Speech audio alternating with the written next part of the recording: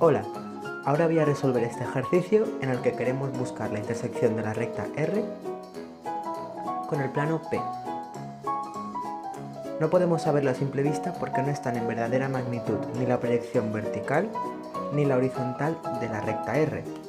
Por eso, lo que voy a hacer es un plano que contenga la recta R. Esta es oblicua, así que la pueden contener planos de Cantey, oblicuos o verticales. Yo voy a hacer uno de Cantey.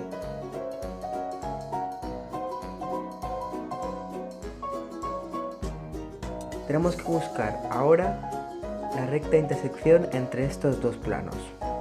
Así que marcamos donde se cortan en la proyección vertical, VI,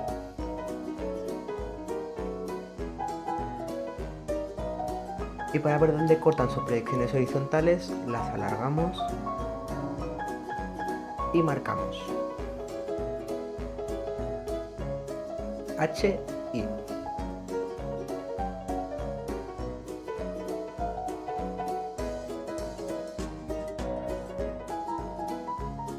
Bajamos VI a la línea de tierra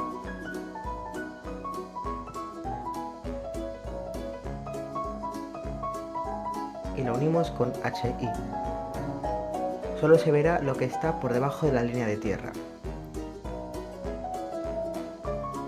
I'. Ahora bajamos HI a la línea de tierra y unimos con VI. En este caso coincide con la recta R. I segunda.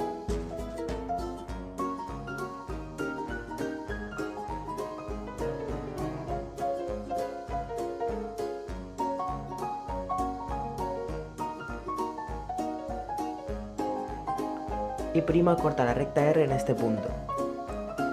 Este será el punto de intersección entre la recta R y el plano en su proyección horizontal. I'. Y para la proyección vertical la subimos con una línea perpendicular a la línea de tierra a la recta R segunda. Y este sería el resultado del ejercicio. Esto es este punto.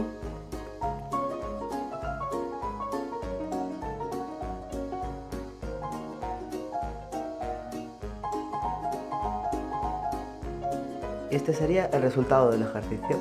Este es el punto de intersección entre la recta R y el plano P.